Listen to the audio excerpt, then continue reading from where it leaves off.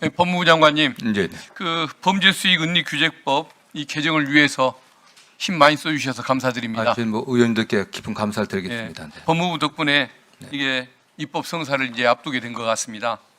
앞으로 그 독립몰수제도가 도입되면은 전두환 노태우처럼 그 중대한 헌법 그러니까 반헌정질서 사범들 사망하거나 공소시효가 경과했어도 그 부정한 재산을 몰수할 수 있는 근거가 생기게 됐습니다. 예. 그리고 또 보이스피싱 사범, 마약 사범, 인터넷 도박 사범들 해외에 도주해 있거나 범인이 불특정되더라도 범죄 수익인 것이 분명할 때는 몰수할 수 있게 된 이런 이제 효과를 거두게 될 것 같습니다. 예, 그렇습니다. 네. 그런데 이제 예를 들어 보이스피싱 사범의 범죄 수익을 그 몰수했을 때 이것을 그 사기 범죄 피해자에게 그 돌려주는 것, 피해자 환불을 해주는 것 이것도 이제 가능한 것 예, 아니겠습니까? 그렇습니다. 네. 근데 물론 현행법 해석을 통해서도 가능하지만 이것을 피해자에게 환부해 줄 수 있는 근거를 좀 더 명확하게 하자는 취지로 법무부에서 좀 준용 규정을 좀 추가하면 좋겠다고 의견을 주셨습니다. 네, 예. 그것에 의하면은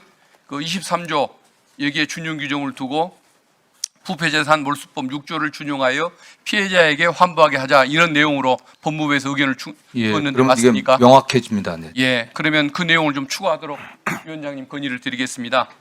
예, 감사드립니다. 예, 고맙습니다. 네. 예, 그리고 우리 행정처 차장님, 예. 오늘 그 5.18 민주화 운동 보상법 예. 개정안이 통과가 됐습니다. 예. 근데 제가 설명하는 과정에서 그 정신적 손해배상 소송에 대한 그 소멸시효 예. 이걸 폐지하려고 하는데 법원 행정처가 반대한다고 제가 아까 의견을 예. 표명한 적이 있습니다. 그런데 알고 보니까 그 법원 행정처는 반대한 적이 없는데 제가 실수로 좀 잘못 알고 있었다. 이런 얘기가 전해져 오던데 맞습니까?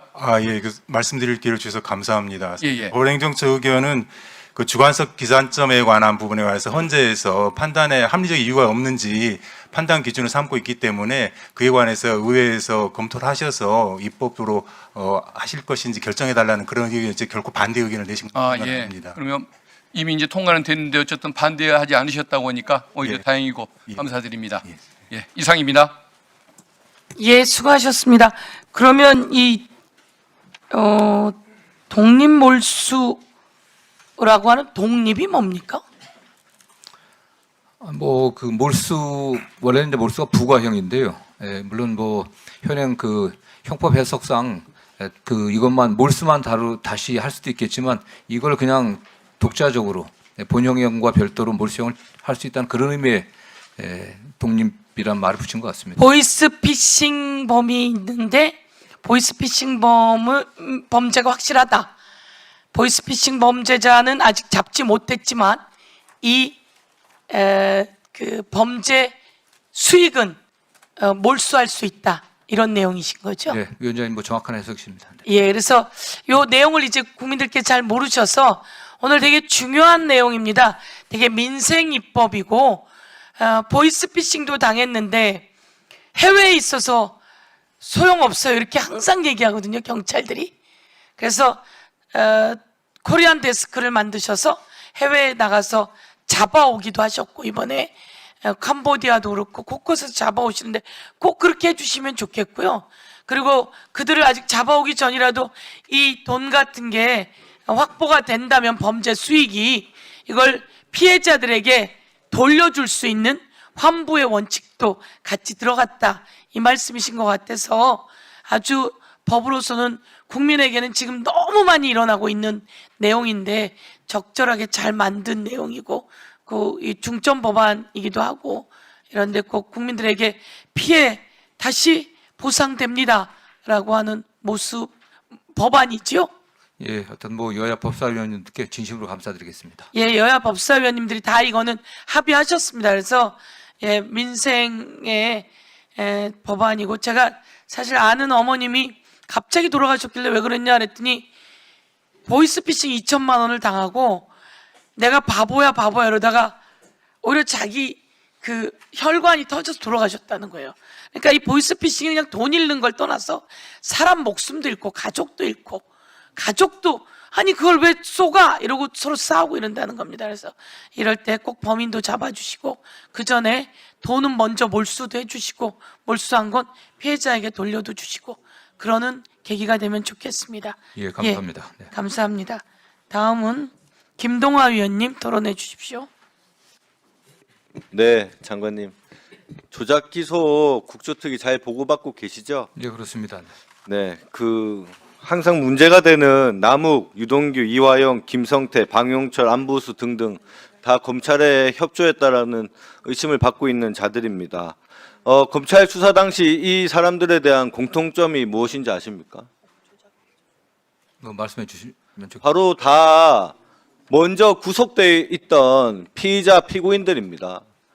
그런데 왜 이 사람들이 검찰 조사에 협조하게 됐냐면 바로 검찰만이 유일하게 구속된 피의자 피고인들을 불러서 조사를 할 수 있기 때문입니다.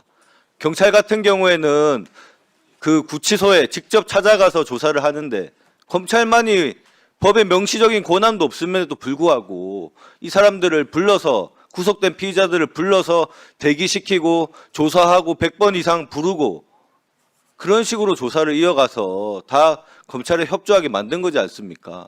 윤석열, 한동훈, 성경호 많은 정치 검찰들 사람도 문제지만 저는 제도에도 문제가 있다고 봅니다. 이런 부분 지금 법무부에서 좀 개선해야 되지 않겠습니까? 예, 의원님 지적 적절하십니다. 이게 검찰의 수사의 편의를 위해 갖고 이거 잘못 만들어진 그런 관행 같습니다. 반드시 시정돼야 될 것을 보고 있고요. 제도적 보완을 저희 하도록 하겠습니다. 네. 그리고 이게 단순히 정치 검찰의 정치 사건만이 아니라 예전에 부녀 막걸리 사건이었나요? 그 사건 경우에도 정말 우연하게 정말 천운으로 그 사람들의 강압적인 조사를 받는 장면이 CCTV에 찍힘으로 인해서 그 재심을 통해서 무죄가 밝혀지지 않았습니까?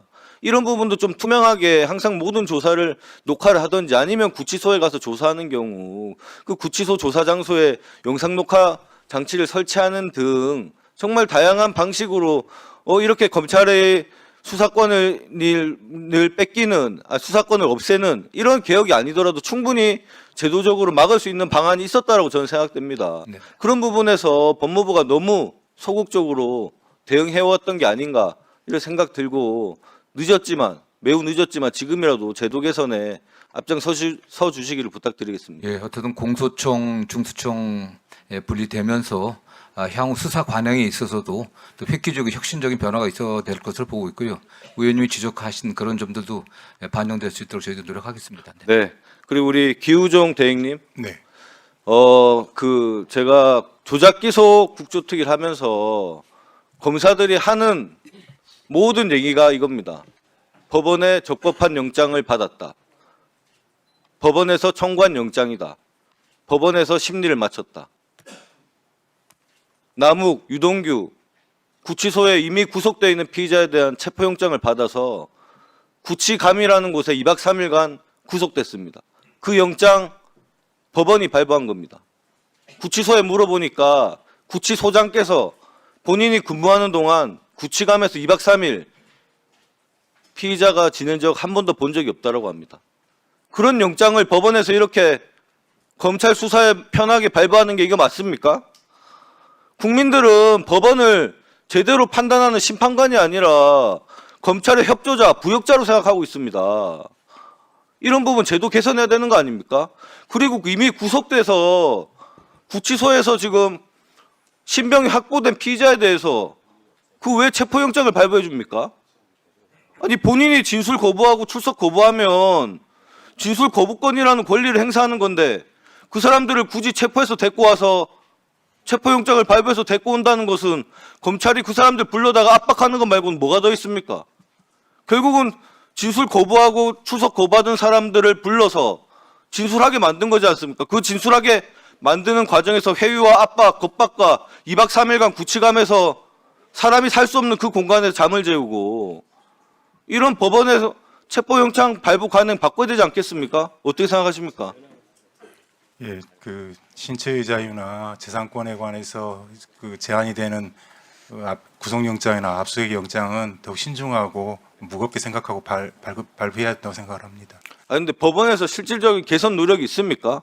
지난번에 사전 영장 심사 제도를 도입한다니 많이 얘기만 나오다가 들어갔고 실제적으로 이런 관행이나 제도 변화에 관해서 개선하는 뭐 어떤 노력이 있습니까? 실무 개선 차원에서 그 법안이 발의된 것으로 알고 있는데요. 저희가 실무 개선할 때 무슨 그 개선할 점이 더 찾아보도록 하겠습니다. 판사들 교육이나 이런 부분도 더 신경 써 주시고요. 정치 검찰을 좀 배우고 있는 겁니다. 그런 부분에서 뼈저리게 좀 생각하시고 제도 개선에 좀 앞장서 주시기를 바랍니다. 예, 수고하셨습니다. 다음은 박은정 의원님.